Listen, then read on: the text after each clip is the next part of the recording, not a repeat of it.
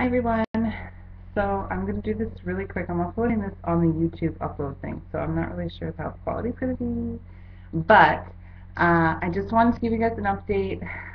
This is going to be as quick as I can do it because I have to hurry up and go out and get a present for my husband for our 2-year wedding anniversary coming up on Tuesday. And I want to make him something, so I got to go to Michael's and stuff. So, I went to my appointment this morning.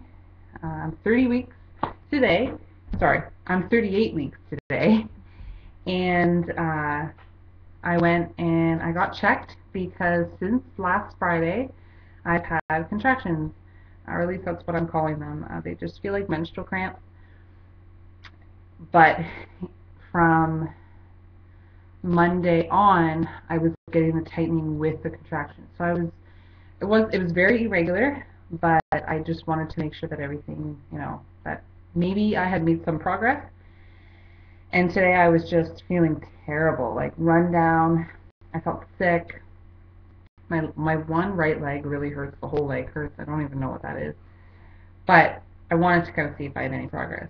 So I found out that I am 1.5 centimeters dilated. I know, no big deal, but that does mean that I'm making some progress. She said that my cervix is nice and soft, and I am 60% effaced. So I'm really happy to hear that part. Knowing that I'm dilating is good, but knowing that I'm soft and I'm getting like this effacement is really comforting to me to know that I'm getting closer.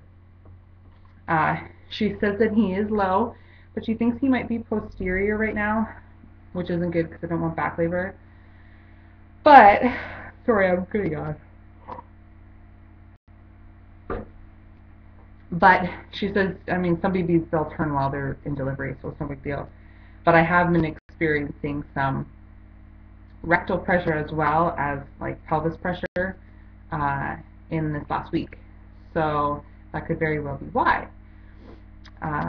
So after my exam, she told me, like, I don't really think you're going to go right to your due date. I think you'll probably go a few days before, or you'll go in the next week, depending on, how things progress. So I have been taking evening primrose oil since Monday. Now, I don't know if that's been doing anything, because I know that doesn't induce labor. That's just kind of, a natural prolactin or something. I'm not really sure what it's called. But it helps your cervix, prepares your cervix, I guess. So I don't know if that's helping, but I mean, I'm going to continue taking it. I take about 2,000 milligrams a day, one in the morning and one at night. I don't insert them. I just take them orally. And it's perfectly fine for me to be taking them. So I'm just going to continue taking those. I mean, I don't have to take them, but I'm just going to. So, appointment went really well. I'm up to 211 pounds, which means I'm 39 pounds total weight gain, and I don't care. I don't mind. I don't think it's a big deal. I'm totally all for it. If I was gaining 100 pounds, yeah, I would be concerned. I'm definitely not going to be at the 50-pound mark, so I'm fine with that. And it's all going to come off after he comes out. I have a plan of what I'm going to do, and I have a goal. So it doesn't matter. So she also checked his the way he felt, and she tried to guess his weight. And this is the third midwife that's told me this, but she says he's not going to be any bigger than 8.5 pounds, and he won't be a fat baby. He'll just be a very long baby. So she says he'll be between 21 and even 23 inches long. Makes sense. I'm tall. I'm over 6 foot. My whole family's pretty much over 6 foot, and my husband's, the men on the side are pretty tall too. So I wasn't expecting to have a short child anyways. So she says he'll most likely be tall, and that is probably why I'm feeling so much of his leg movements. They're not little ones. He full on kicks me, and he like stretches out, and it's extremely painful now. It was never before, but it is definitely now. So besides that, I mean, yes, I'm getting these irregular contractions. I am very uncomfortable now. Sleeping is just not something I do. I'm usually in bed by about 9 o'clock every night, and I am back to sleeping on the spare room bed because my husband was getting terrible sleeps from me because of my tossing and turning. So that's where I've been sleeping. But it's been better than sleeping with him because I know that we both, at least he's getting a sleep because I can always nap during the day. So that's what's been going on. I planned to go on a hike this weekend. You never know, that might get things started. I am so anxious, so excited, and I'm glad that things are progressing. My body is starting to naturally do what it's supposed to do to prepare for labor, and I'm just excited about it. She did tell me after that I would probably have some spotting, and I was totally expecting a little bit of spotting, but when I went to the washroom after, I actually full on, like, this is TMI. It like flooded out, like it came out, and I was like, whoa, like it was like I wasn't even peeing. So I don't know why I had bled so much, but I mean, really, if my cervix is very soft right now, it probably means that, it is very sensitive. And because I had a lot of bleeding in the beginning, kind of makes sense.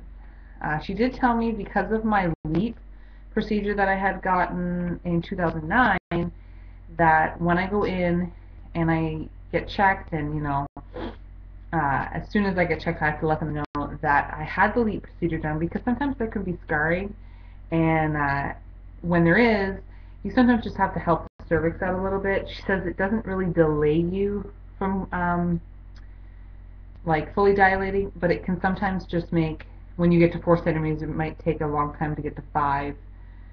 So she just said, like, to tell them to do that, so that maybe when they stretch you, maybe when they check you when you're around 4 centimeters, they could stretch a little bit for you. So that was pretty cool. I think I'm having a contraction. Okay. Just felt like burning for a second there. So I feel great. I probably look like I'm like ecstatic right now, because I pretty much am. I'm like, everything's done in this house. We're fully 100% ready for him to come, and I just can't wait. So I will give you guys a belly shot. My belly around has went up an inch, probably in the last week.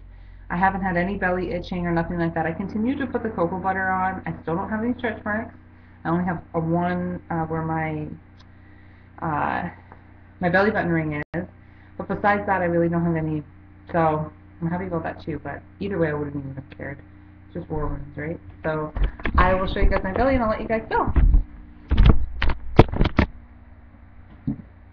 So here's with the shirt on. Yes, I'm wearing the same pants as last time. The front from this side, and this is with my shirt off, or up, I should say.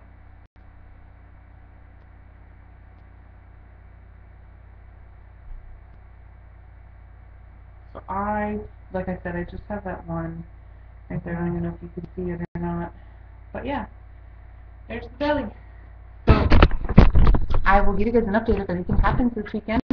If not, I will see you next week for my 39-week update. Have a great weekend, and I'll see you next week.